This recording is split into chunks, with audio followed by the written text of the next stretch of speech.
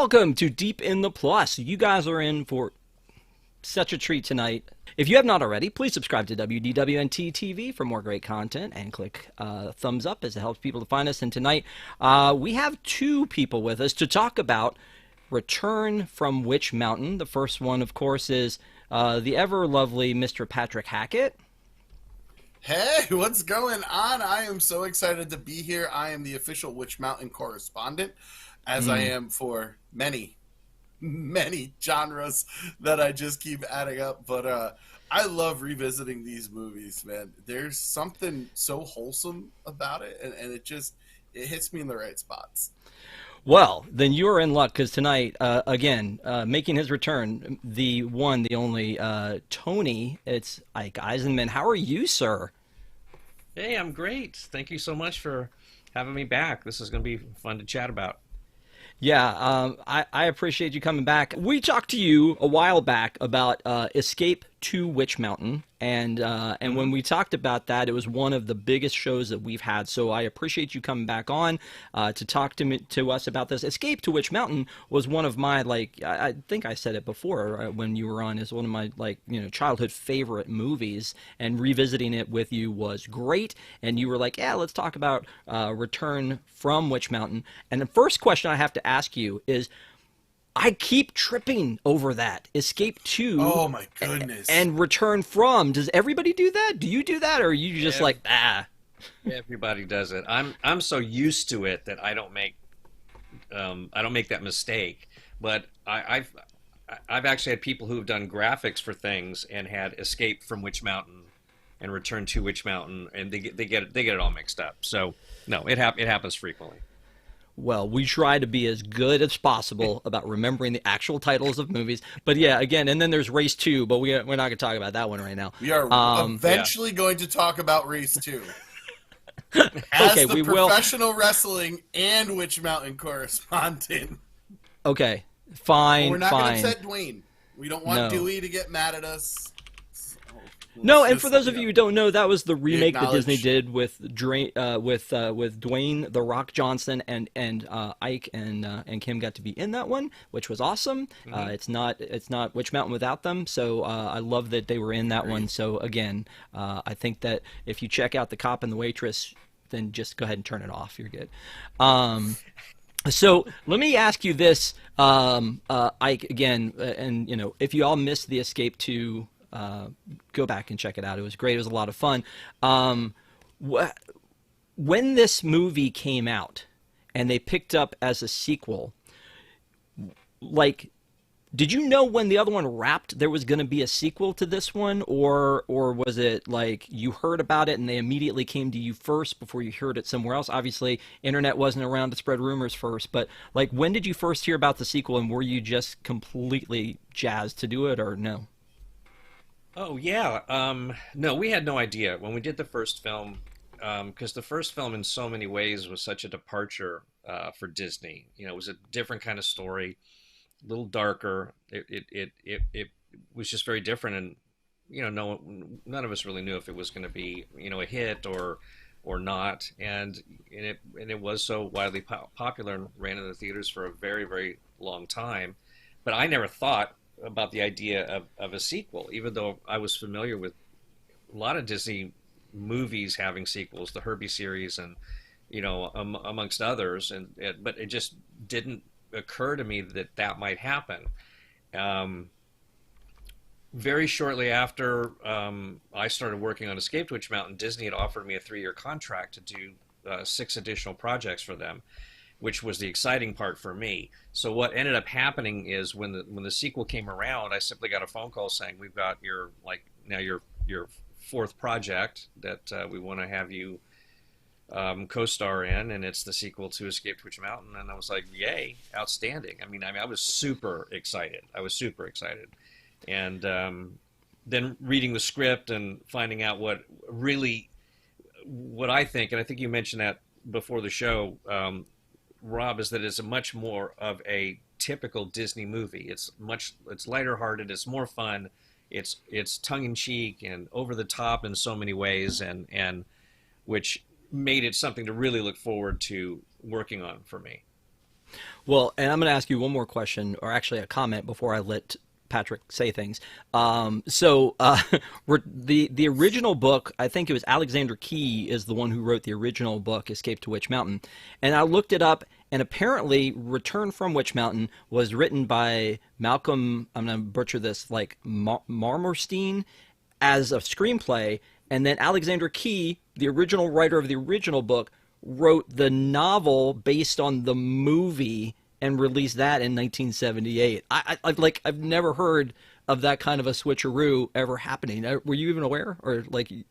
No, no, not at all. And I think I don't have a copy of that book. I have the Alexander Key Escape to Witch Mountain in actually two different editions. Of course, why wouldn't I? But I've never seen a book version of Return from Witch Mountain, so I don't know anything about that. That's fascinating. Yeah, I didn't know if it was a series or not, because there's like some story about a boy wizard that had a whole series of books, and they made a bunch of movies. You'll need to remember that one, but in this one, there was just one book, and then the fact that somebody wrote a screenplay, and then they had the original author write a novelization of it. Like, I always used to buy the novelizations of any like Star Wars movies and things like that because I was a nerd. But yeah, I thought that was interesting. So, Patrick? Yeah. I'm just excited to get into this because I had an exciting time watching, and I literally just finished. So I finished up, I packed my daughter's lunch, and I came down here ready to go. This was a lot more exciting than I think I expected it to be. There was a lot of the lightheartedness, but it has some really exciting moments. Before we got on, my little 4-year-old Cece, she crawled up into my lap towards the end because it was getting too intense for her. What's really great is after this, the director, and I don't know if it's Huff, John Huff. Or John Huff. John Huff went on to work with Bette Davis again in what's an even darker kind of take in Disney, which is The Watcher in the Woods, which is something I imagine we'll have to get in. Yeah. Oh my God. With Kyle Richards, Kim's younger sister. Yep. Yeah. Yep. Yep. I got to tell you, so this is the most random connection. There was a TV series on Seth MacFarlane's character Ted on Peacock, and I watched that, and in that one, they rent The Watcher in the Woods, and Ted and John are like, oh, that's not going to be scary, it's Disney. And then they're like completely freaked out. So it's not on Disneyplus, and I don't know that I've ever seen it. So I bought it.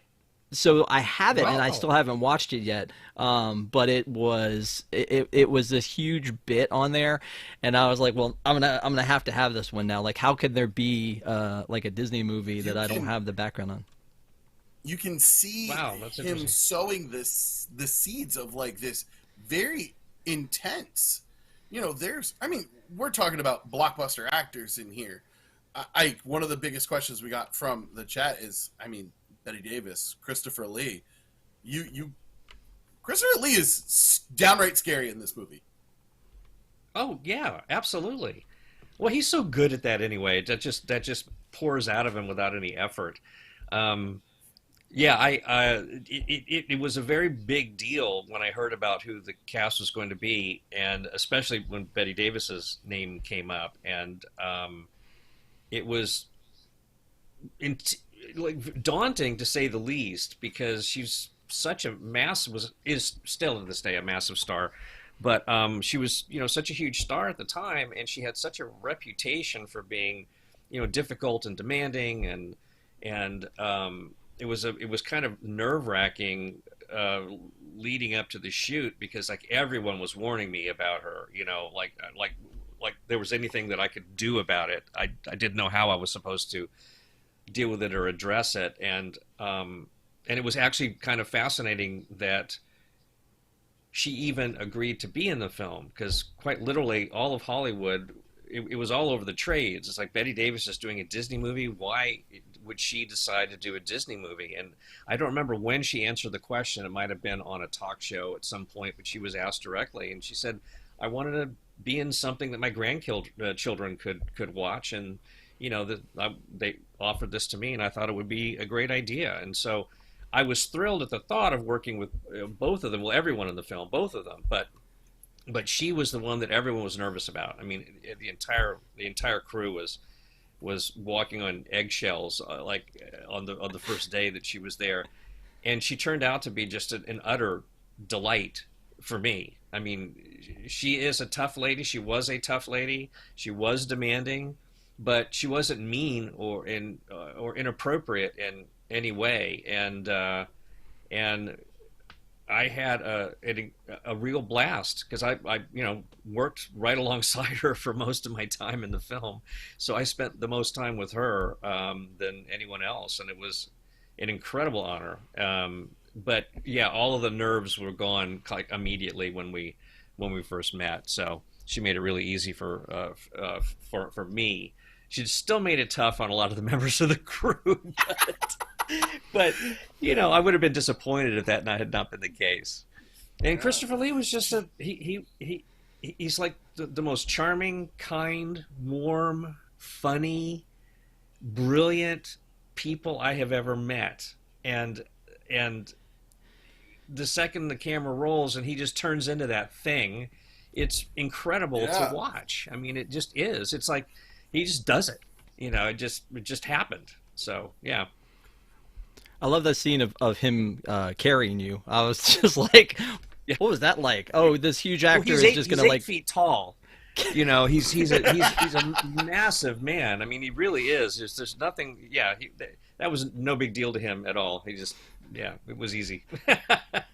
and I'm like this big, so yeah. Well, the movie opens up with Tony and Tia returning from Witch Mountain, obviously, titular, but they return from Witch Mountain because basically it seems like they're going on some sort of a holiday, a vacation. I was waiting for them to go to Disneyland. Oh. I saw it coming. I was like, I haven't seen this in ages. I'm like, well, they're clearly in LA, so if they're going on vacation, are we going to get to see them in Disneyland? I feel like that's a missed opportunity. Yeah, well, no such luck. That would have been fun. Yeah, I love that you guys landed in the Rose Bowl, and just in the middle of the Rose Bowl, no big deal. That was kind of a neat thing. And Denver Pyle makes his return as the uncle, but I was going to ask you originally, and then I started thinking about it. I was going to be like, was it like coming home, coming back to these characters? But it was really kind of just the two of you, and everything else was different. Yeah, I mean, exactly. And, our characters have grown up quite a bit. And it really, what was like going home was just being back working at Disney, because by that time I'd done Escape to Witch Mountain, and I had guest starred in two Wonderful World of Disney episodes, and then Return from Witch Mountain came up, so that was my fourth project, and I was back at the studio again, which is my favorite place in the world to work. It always has been and always will be. So that was the old home part, and seeing Kim again, of course, was just lovely, because we were just so easy together. There was none of the getting to know you sort of stuff, so that was very familiar.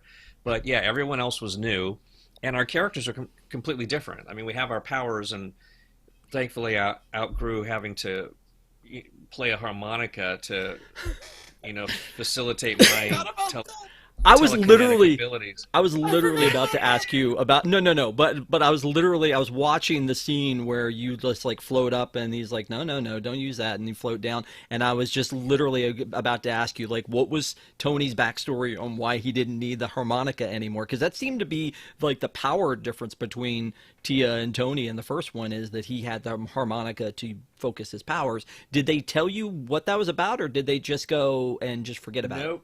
Nope. Nothing was explained. I just didn't need it anymore. Like I say, I felt like I outgrew it. Maybe that was, I just figured to myself, maybe it's only the kids have to use, when they're kids, musical instruments to control this. But now I don't need it anymore, and I was glad. Yeah. Yeah, I guess so.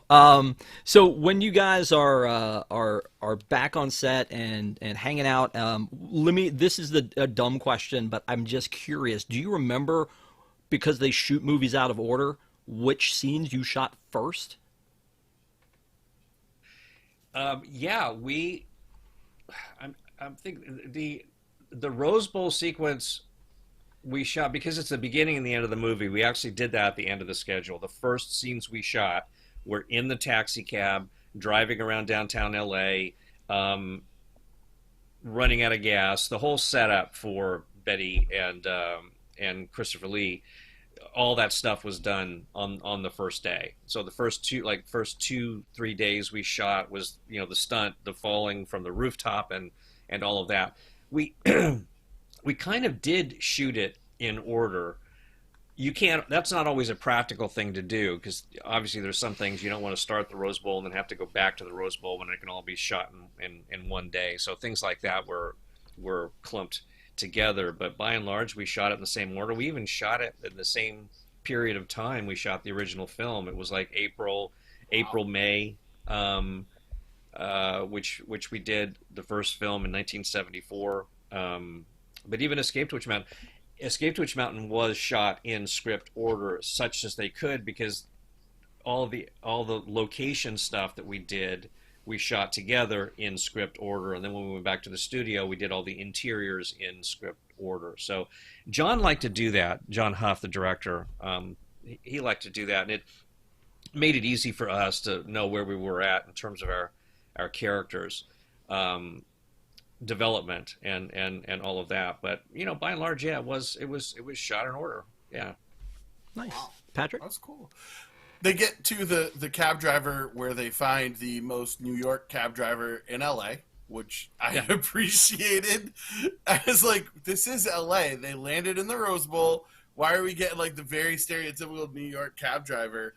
I thought that was a lot of fun. I like that he came back at the end. I appreciated that. One of the questions that we got from our viewers is that it's not a lot of you and Kim together in this one. Was that a little bit different?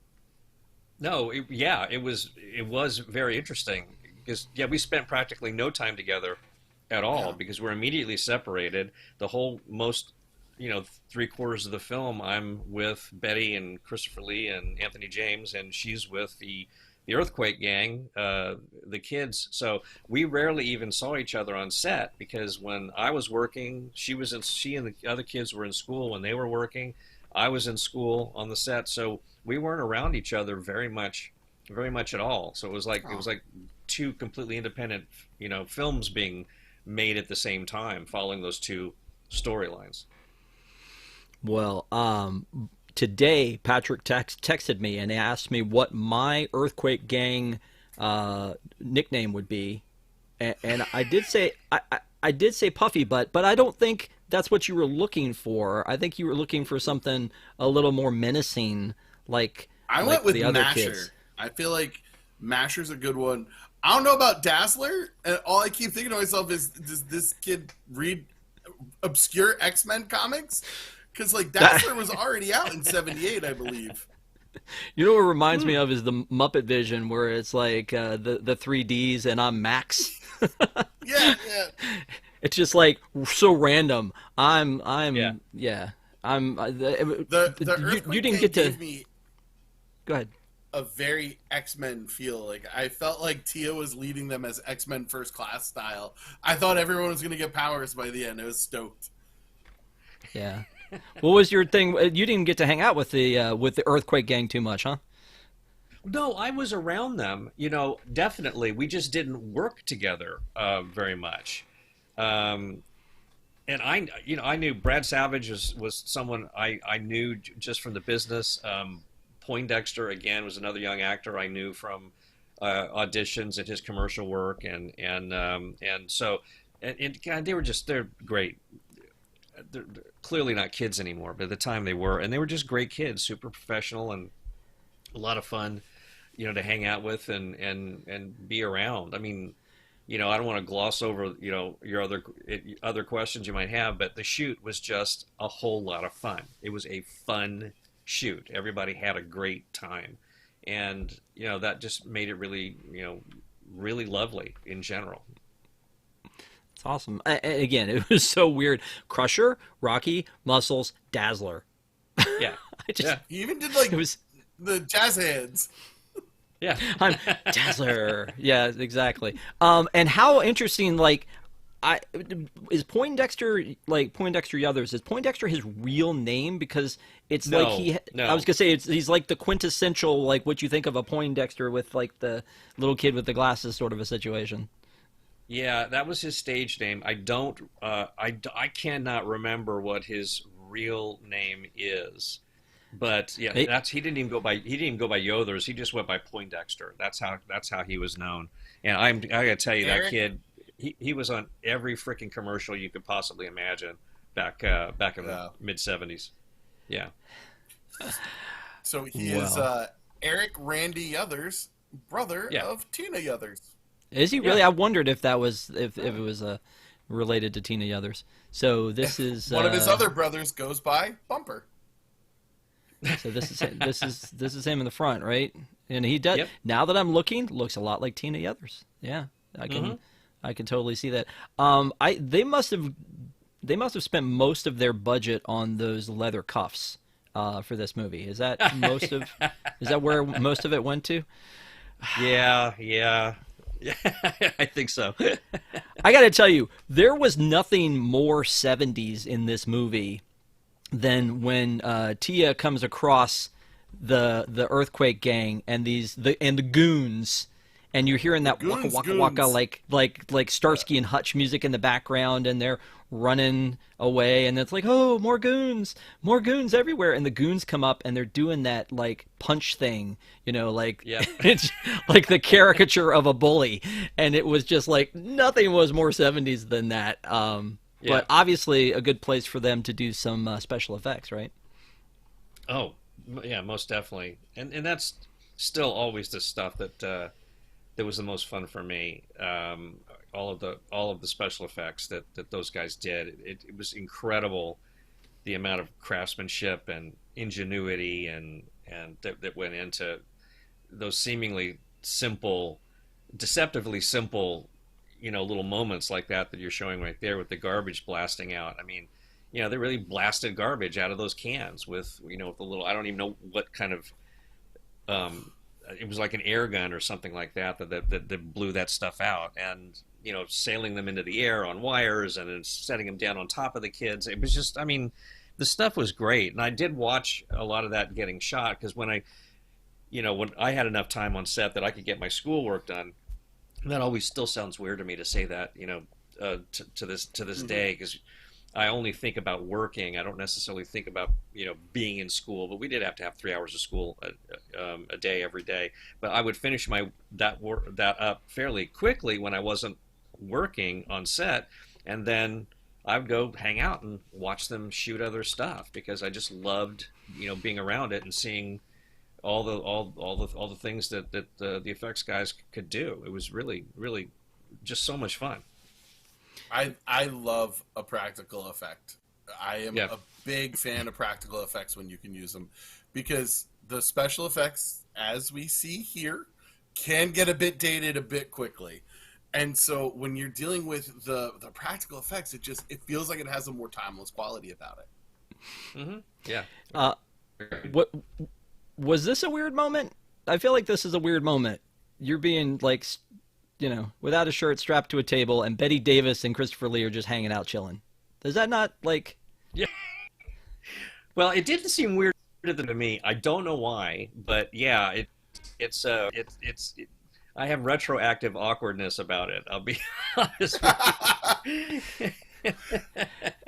So here's where the retroactive comes in for me, and I think we may have talked about this a little bit in the first one, where we were talking about things that didn't seem to stand the test of time. Mhm. And there was a line where Christopher Lee turns to Bette Davis, and again, you may have mentioned this in our last review, and says, "I need that boy, Letha. I need him desperately." Yeah, again, didn't occur to me at the time, but subsequent viewings, as I, matured and knew a little bit more about the world, it became like, God, really? They that was okay with everybody? I'm shocked. Yeah, I'm shocked. But Yeah. he was able to get away with it because he's Christopher Lee. So there it is. Yeah. Yeah. Absolutely. And he's a Sith Lord too, so I mean, Yeah. you don't mess with him. Absolutely. Not till much later on. Not till Oh, much was it later on? Oh, okay. I don't know. I You don't know didn't this. think that he was. Yeah, no, Rob. I have to talk to you about acting a little bit. Okay. Yeah, I don't ruin He's it. not actually Count Dooku. No. At the very end, Ike's going to show us how to levitate things. It's all real. It's all real. No, you never energize unless it's absolutely necessary. Yeah, Exactly. that's what Uncle Jesse said. So here's another question. And Ike, you don't have to tell us if you don't want to, but what did they keep shooting into you? Shooting in. Yeah, because there were injections. They kept giving you injections. I'm kidding. They obviously didn't really give you injections. Oh, yeah, But there was that one scene where you're sitting there with, and standing in front of Bette Davis, and then Christopher Lee gets you with the needle, and then Choney's like moving around again, and they hit him with the needle again. And I thought I would make a joke about that being a thing that was happening for real. It wasn't funny. It didn't land. I regret it immediately. You tried. That's what's important. Yeah. That's what's important. That Back to you, Patrick. They did really it in such a awkward, subtle like- way anyway on camera, Yeah. so it's not like it was an overt jab with a syringe. Yeah. It was like, okay, I just reacted, and then he holds it up. So I was just thinking to myself, was he walking around with that? What was his plan well, for that? that is something I thought about, of course, later on. Poring over the movie again, it's like is this his typical going out in the world kit just in case he needs to kidnap another human, and yeah, it is fascinating.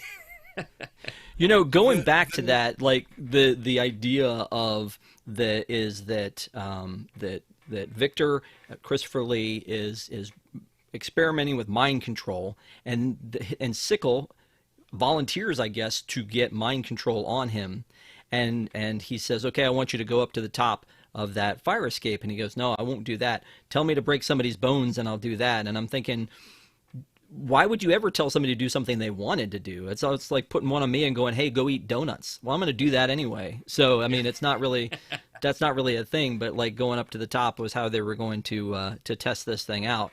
But I have a relationship question that maybe I just missed it. So I think that I heard Sickle, who is like the henchman, say Aunt Letha, as if she is his aunt. What is the relationship other than a business partner? Is there a relationship between Victor and Letha? I think there was. It wasn't elaborated on, but they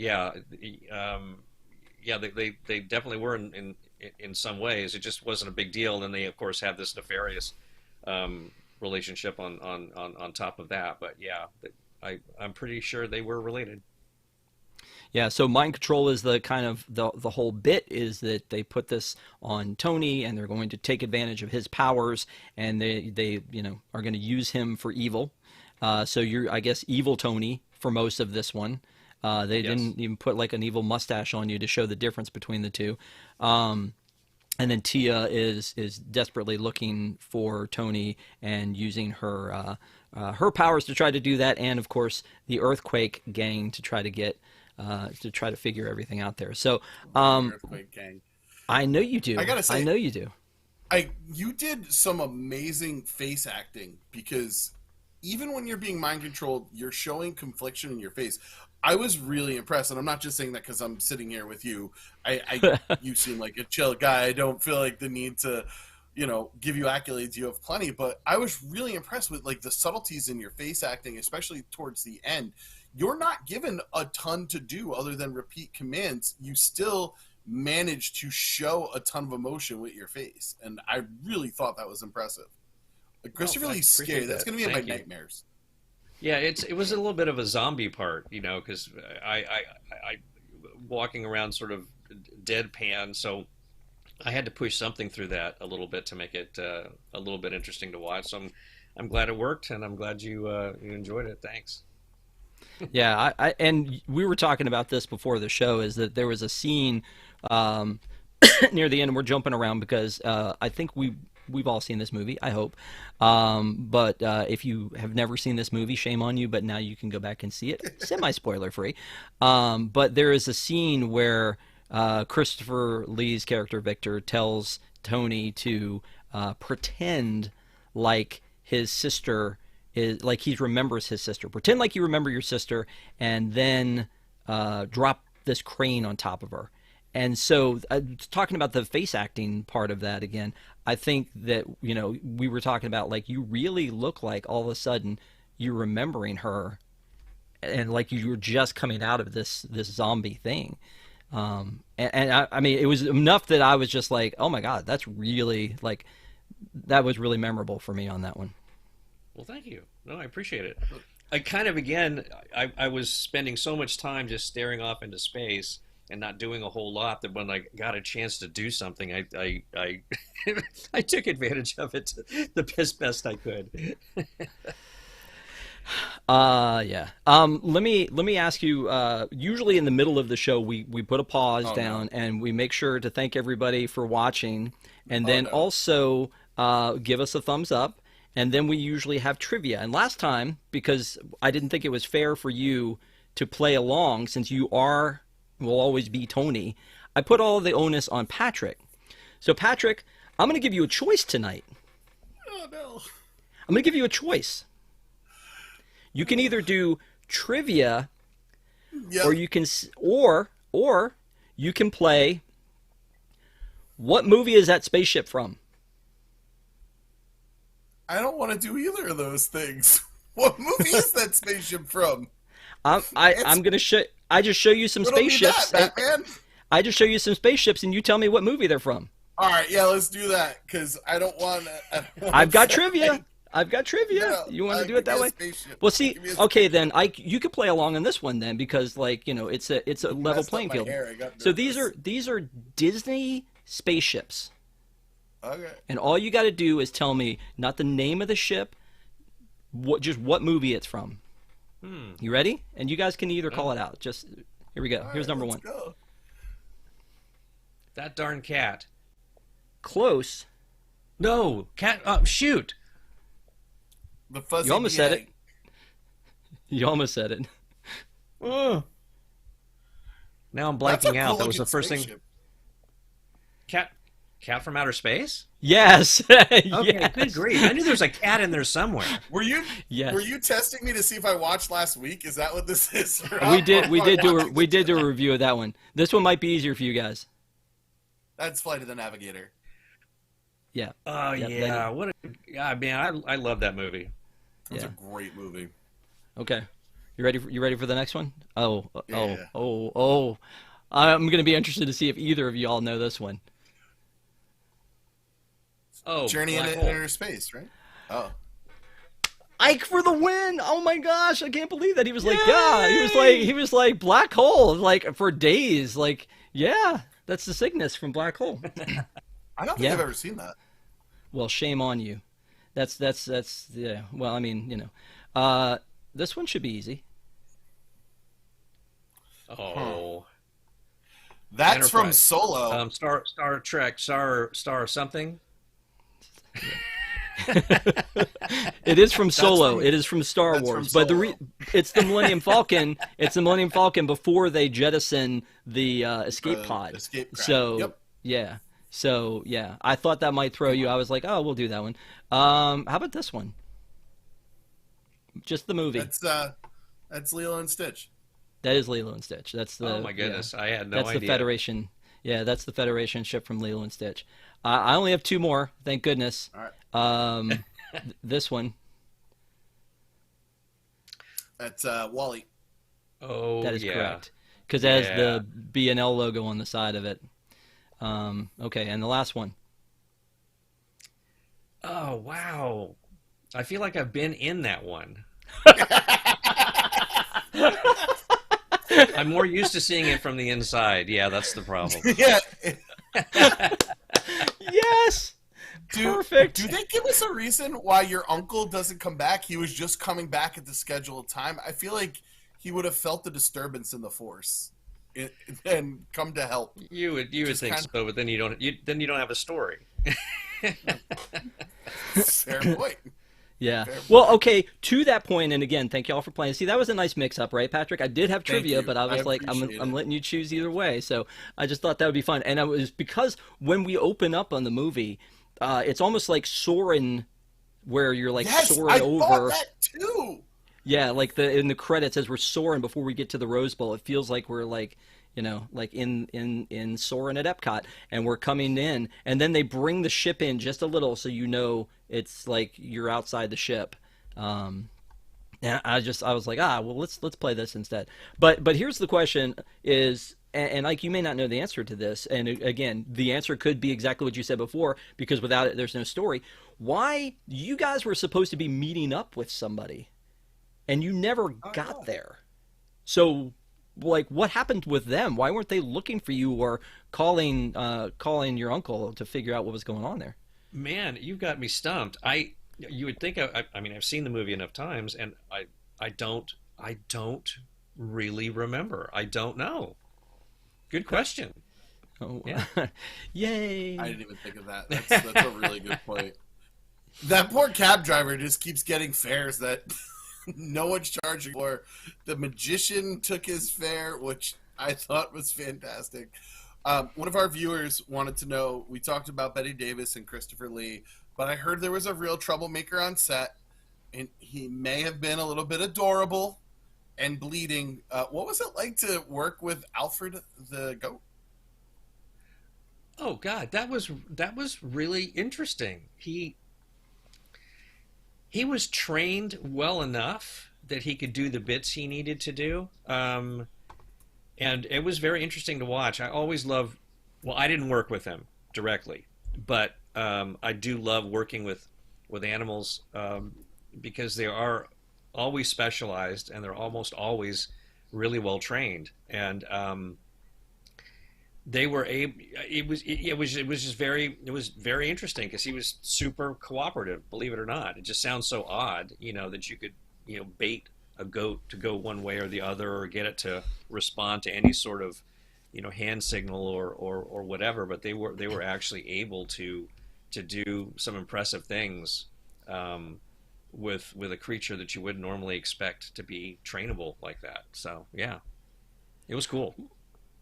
My problem with Alfred was that in this scene, for some reason, so let me back up a second. I had a problem with the fact that they lure Tia in with Tony, and they're gonna like scratch her. They're going to take her off the board. I feel like maybe if you got another one of those chips sitting around, now you've got two lethal weapons. Like, I don't know why we didn't go with that instead, but anyway, so I thought that was an interesting twist. And then she's in that little bubble, and she's trying to figure out how to get out, and she can't connect with the Earthquake Boys, but she can connect with Alfred. And so in doing so, she basically is like sending Alfred to go get help. And so Alfred then opens up the gate and leaves. And I'm like, okay, if he can open the gate, get in a cab, go find these boys, grab her jacket or her vest, bring it back. Why couldn't he just get her out of the bubble? Because again, no story, right? Yeah. No. I think there's nothing fun about that. Yeah, Rob. Rob is always looking for the rules and the ways you could circumvent them, or making sure that they're followed. Because she didn't think that, hey, this goat can get me out of the bubble. She wanted the goat to get help. She didn't. His horns go to the back. They're defensive horns. They're not offensive horns. How's the goat gonna pop a bubble? Dude can open a gate. And again, why didn't he do that earlier? But he's just like, here, let me get this. Like, if they could do that using the molecular structure of his brain and telling him, no, I got it. Rob, I just didn't want to tell you, especially in front of company, but I am, in fact, from Witch Mountain. Okay, then that brings me to another question. Where is Witch Mountain? That's a great question. Because thank you. Okay, and Ike's like rolling up his sleeves. You ready? You ready to give us an answer? I love it. Ready. But Well, yeah, I about know to get where it is educated. because I shot there, but that doesn't necessarily. They never really established that. I mean, we shot Escape to Witch Mountain in outside of Palo Alto and Carmel in Northern California, and that's where they. I mean, the funny thing is about Escape to Witch Mountain is. It's not really a mountain. It's like rolling hills, and we go down into a valley there. So there's a suspension of disbelief that I guess we're on a mountaintop or whatever, and that's where it all is. It never really was much of a mountain to begin with, but no, it's never been exactly established where Witch Mountain is. It's supposed to be a secret anyway, so there you go. could it be down in the valley of the Jolly Green Giant? Sorry. Yeah, No. very So good. right. So but you need a ship to get there apparently because Yeah. when the ship comes and grabs them at the end of Escape 2 and then it brings them back in at return from, they're coming from Witch Mountain in a ship, so you can't just apparently drive there or take a helicopter for I I feel don't it's know. kind of like Wakanda. The ship allows them to get in where they need to go. Yeah. Okay. Sounds good to me. All right. Yeah. Thanks. So here's the other thing. I want you to tell me that Christopher Lee was super method and he never walked anywhere without having that box in his hand. I want to know that he just had that box in his hand the entire shoot, talking into it. Well, then I'll. Yeah, no, of course he had it with him all the time. That was Perfect. That was how he called. It was how he called his agent. That was how he. It was before cell phones, but he had that cool little box, and it was No, it that's was the great. funny thing about props like that. They had several of them, but those become very rare and precious items, and you can't just. Oh, They take them out of your hands when you're done because they don't want them to get damaged or hurt. Yeah. They can't shoot again. They might have a backup, but handmade shop at the Walt Disney Studios, and Wow. they take really good care of them. Yeah. Yeah, do you think that those still exist somewhere? I mean, and you don't have to tell me if there's one sitting in the room with you. I just mean, do you think I that don't. those? I don't. That's one thing I should have gotten a hold of. Because I try to nab at least one thing from my shoots, and I have my harmonica from Escape to Witch Mountain, the one that I carried and went around and played. So I got that from that shoot. I don't actually have anything from oh no! Return from Witch Mountain. If only No, there I was do a have show on. something. I do have something that I can show you guys that no one has ever seen. Can you give me a second Ooh, to step away, yeah. talk amongst yourselves for a brief moment? Yeah, definitely. We're Absolutely. very excited about this. See, Yeah. this is a perfect. That prop show was so good, and it ran for such a short period of time. I mean, this Prop is culture. something right there. Prop culture. Thank you. Yeah. Is Okay, I'm Ike back. Getting something This, from which I'm going to do my best to get in Oh the my right spot. Oh, goodness. right spot here. This is the type of the card they put on all the transportation vehicles that lets everyone know where the vehicle is from. But it's signed by the entire cast and crew Wow. on both sides, and I'm going to show you if you look. Ooh, right inside the W. I don't know if you can see, but that's where Bette Davis's Bette signature Davis. Yeah, is. I see it. Yeah. Oh man, That's So- amazing.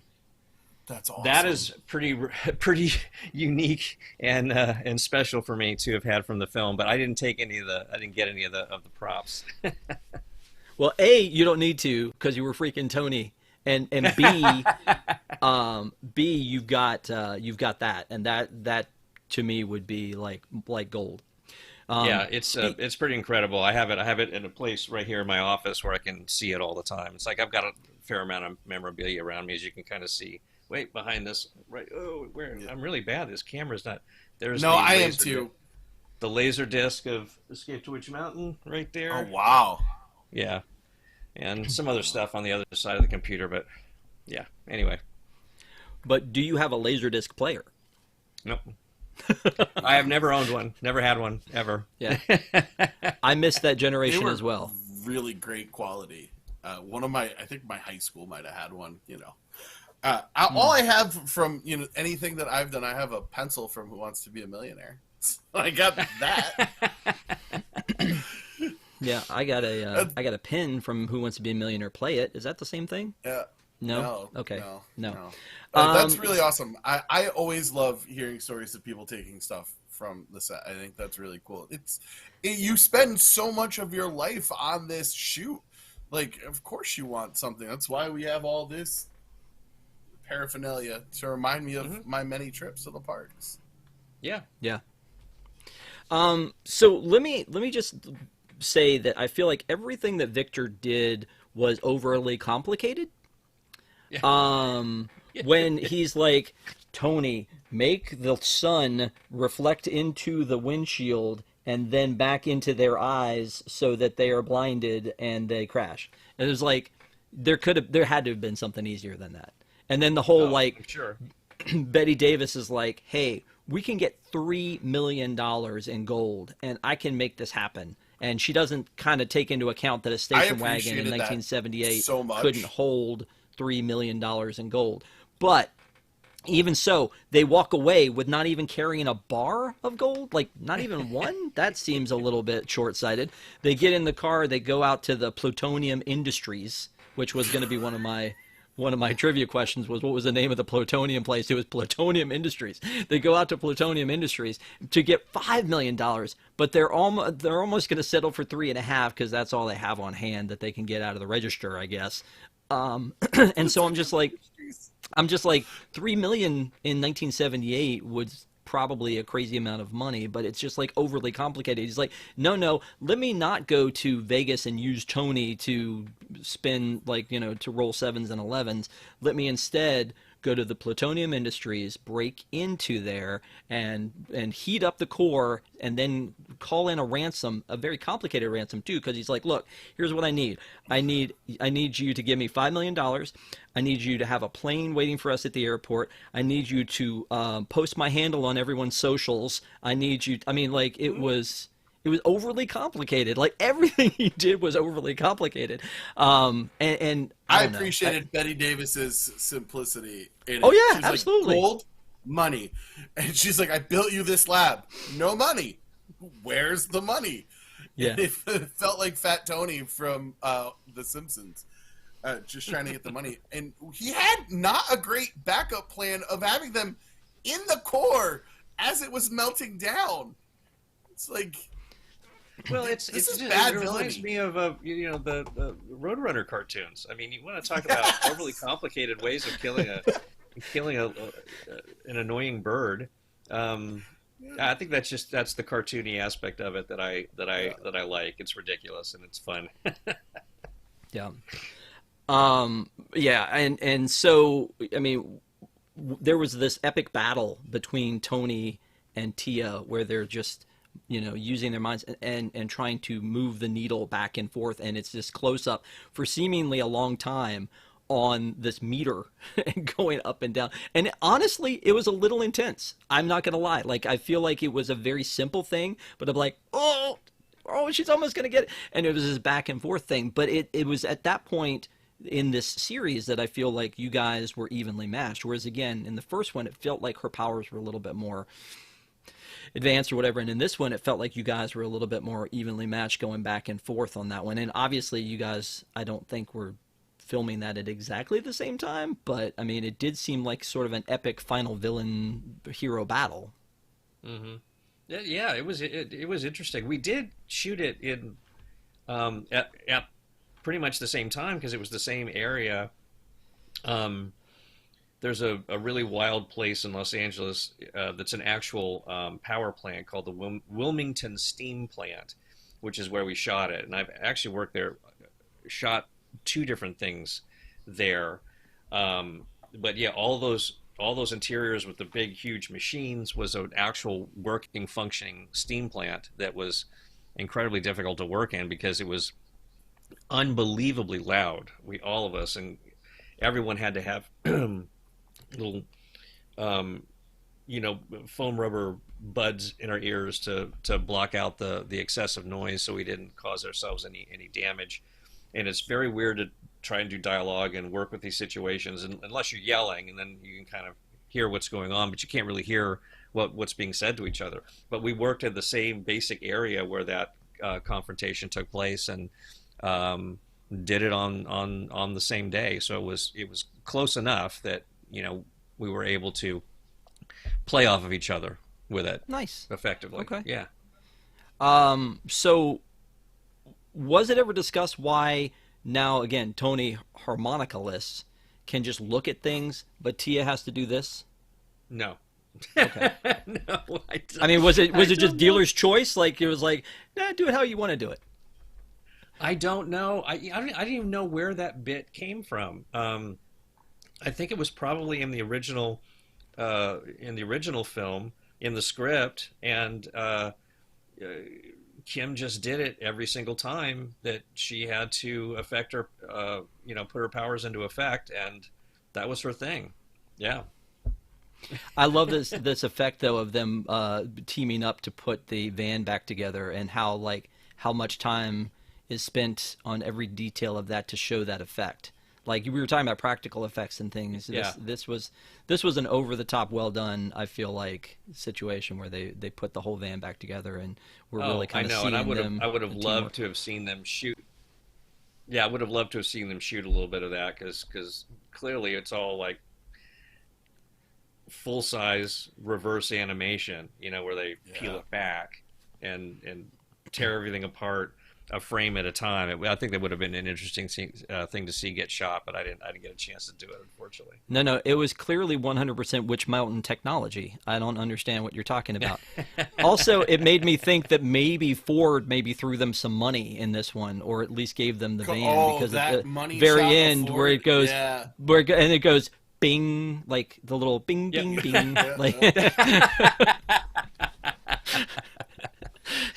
don't forget Ford. Exactly. Yeah, it was Right. pretty awesome. So the crew gets back in and goes safely off. No spoilers. Back to Witch Mountain, wherever that may be, and maybe someday Tony will tell us where that is. Tia and Tony are safe at Witch Mountain. Maybe they'll come back and tell us where that is and take us there. That leads me into my question here: was there ever talk of a third installment? No. Okay. No. And my own Disney trivia is not that great, but I don't know. I don't know how many Herbies were there, 5. because they generally So speaking would do a many. sequel, but they wouldn't necessarily do I don't even know what you call the third installment. But was there were quite a number of Herbies.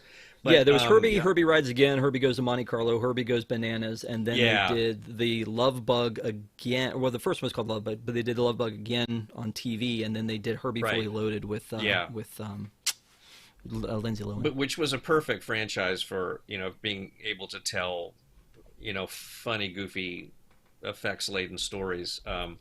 This one could have been also, I suppose, but no, it didn't. Never heard anybody. They never talked about it at all. Okay. Yeah, I mean, We again, talked that was. before Go ahead. we came on that the soft reboot kind of sequel made for TV you never saw and weren't approached to be a part of. No, I didn't even know it was happening. I never even knew when it came on. Yeah, because that was the early '90s, I think, '92 maybe. I'm not 100% sure. Tracy Gold. But yeah, I've never seen it. Yeah, I've run across the poster like online when I've been, Googling stuff, and I think Elizabeth Moss played Tia. I don't know who played Tony. But yeah, no, Hashtag not my Tony. yeah. Yeah. Okay. And again, this one, going back to this one, I didn't remember this one as much as the original. I think I probably watched the original a bunch, and so I certainly didn't watch this one as much. But it was. I didn't remember a lot of it, which I love doing. I love going back to a classic Disney film and rewatching it for us to discuss, and not knowing what's going to happen next. So. That leads me to this question that may be like choosing children, Ike. Which of the two is your favorite? Well, I always the first one because it was so much more meaningful to me other than just getting a really amazing big part in a Disney movie. It was that I got a big part in a Disney movie. I wouldn't have cared what it was because that was my dream as a young actor, was to work for Disney, and to have landed that role and got a chance to work on that movie was extraordinary. And then to have it so well received for so long, and it still is, today. I mean, I still meet and talk to people who are have shown it to their children and even grandchildren. I mean, my step grandchildren have seen it and absolutely loved it. They watch it repeatedly, and it just blows me away. And it's like they're both precious to me because the Return from Witch Mountain was just like, I mean, look at all the people in it. Look who I got to work with. Look at the fun things that we got to do and the silly story that we got to tell. And the first one is so meaningful because it was the discovery story. The children are figuring out who they are as the audience is learning who they are. And it turns out to be something, really amazing and wonderful. And that was so impactful for so many people. So yes, I have to choose Escape to Witch Mountain as my favorite because just, for so many reasons. But the second one still was, like I'm repeating myself, but it was so much fun to do. Yeah. Oh, yeah. No, again, I mean, It was I a think huge that, hit. yeah, I think they're a great hit. pair. Yeah. Like the Love Bug and Herbie Rides Again have only Herbie in common, then that's kind of it, and it's a different vibe completely. But these are such a great pair. What were you going to say, Patrick? I was going to say, I'm shocked that, because I'm so tainted by, what we deal with now in Hollywood, where we're dealing with basically, if it's not a long-running series or based on an existing IP, you're not going to get a good movie. But this made $16 million in 1978, which is good for a $78 million box office, which would put it number 7 in 2024 so far. Like, this was a massive success. And it's just, it feels like we just run the well dry now. And I can't imagine. You're right, though. There's very few Disney series that goes into trilogy. I think we were all shocked that Toy Story went to 4 and are shocked and saddened and disappointed that it's going to get to 5. Yeah. Well, I mean, but like a movie like Freaky Friday hasn't had a real sequel, I don't think. They just keep remaking the Freaky Friday movie. Like, that one has been remade 4 times, once as a musical by Disney. Yeah. It's tough. It's tough. It can be tough to try to one up something that has already done so well, or come up with a new original story, even surrounding established characters like that. I think in those days. So that could be it, or they were just tired of us. I don't know. You were getting too old. That's what it took longer to make movies back then. They didn't shoot them all at once. Like, nobody wants to see these kids as they get older. You gotta keep them. Exactly. That's why they reboot it. I want to throw 2 things out there and then give it to Patrick if there's anything I missed, and then Ike, if there's anything that you want to say before we close out here, because I want to respect your time on this one. I love having you on. It's been awesome. The first one was, I love when Bette Davis's character Letha, which, by the way, if you've ever seen Weird Science with Anthony Michael Hall, the character that they make with Kelly LeBrock, her name is Lisa.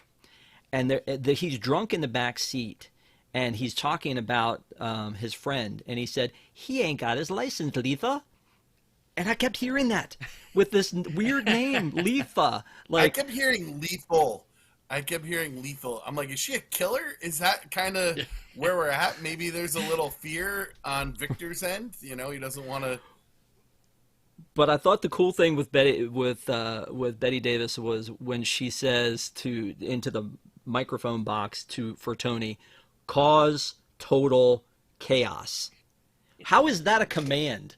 How is that like? And you're not supposed to be thinking, and it's like, cause total. You're like, I got this. I got total chaos.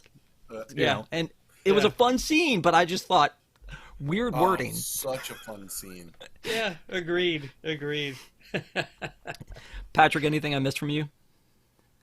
No, I really love having Ike on here because you get the insiders of making a film like this. We don't have these kind of like plucky, yeah, okay, it's a sequel, but it's this plucky, it probably didn't cost a ton to make, and it's a huge success. And to hear that, you're working with Bette Davis and Christopher Lee, and a couple people mentioned, Jack Sue as well, and like there's just so much talent here.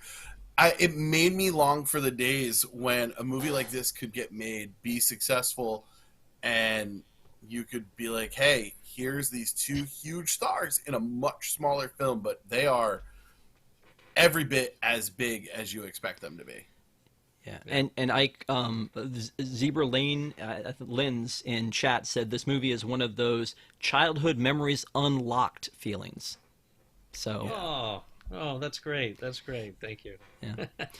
Anything we missed that you wanted to say about the movie that we didn't get to, Ike? No, great questions. I had a great time. It's always fun talking to you guys. I appreciate you having me back. Yeah, we were going to get you for race, but we are in talks with Dwayne and $5 entertainment or $7. That is not a thing that is happening. I would have asked the question normally at the end, would you recommend this movie? No way we would have said that with you on here that we wouldn't. I'm just being honest. And B, again, this movie, kind of like Zebra Lynn said, for me is one of those that, I mean, these two are connected. The first one means so much to me, and so again, being able to talk to you about this movie is surreal. So I really appreciate you being on and talking about this movie that that you made childhoods happen, man. That's a thing. Every time I see Star Trek, I think of you too. So you're great, man. We had a couple Star Trek shout outs in the chat as well. Awesome. Oh, that's great. Yeah. Any final thoughts? Thank you guys. I really enjoyed it, and it's an honor, and I do appreciate it. All right. If people want more Ike, where can we find more Ike? Oh, that's a great question. I'm sorry. What was it? Where people want more Ike in their lives? Where can we find more Ike? You can follow me on social media. I'm on Facebook, Instagram, and X. I will call it X. Just search for me, and I will pop up. I do post a lot of stuff for my career. I'm pretty much that is what I post about. Just things from my career, little stories here and there. I think it's a lot of fun. A lot of people enjoy it, so you might get a kick out of checking it out. So awesome. Well, we really appreciate it having you on, talking about this movie, and maybe if you felt like talking about it, and maybe we tear it apart. I don't know. We could talk about race. Please don't make me watch that. I said some things. I don't want to watch that. The only good thing that came for that movie is your guest appearance and the meme. That's it. It's nothing else of any quality there. Well, a pox upon the Witch Mountain family of films. Well, we do want to say a special shout out to our WIGS members. We love our WIGS, the WDWNT Interglobe Society. You guys are with us all the time, so thank you guys for being here with us. Don't forget to follow Ike on social media. I follow Ike on social media, and it is always fun to see what kind of things he posts. A lot of stuff from his career, and it's a lot of fun. So make sure to do that, and then also join us next Wednesday night for Deep in the Plus. We're not doing a show of Park Center, Patrick, this Sunday night because you said no show on Mother's Day, and actually half of our staff for Park Center is mothers, so we want them to have a great Mother's Day. You would be in trouble with your wife if you did something on Mother's Day, so we're not doing a Park Center on Mother's Day, but go back and watch last week's. We had a lot of fun. Patrick will be with us when we come back on the 19th, and then next Wednesday night we're doing Inside Out. I wish I could tell you that that Ike was coming back for that one, but he was like, no, we're good. We're not doing that. So join us for Inside Out and on Deep in the Plus next Wednesday night at 9 p.m. And go check out Escape to Witch Mountain. It was a lot of fun doing that one too. So Thanks a lot, guys. Have a great week, and we will see you next time.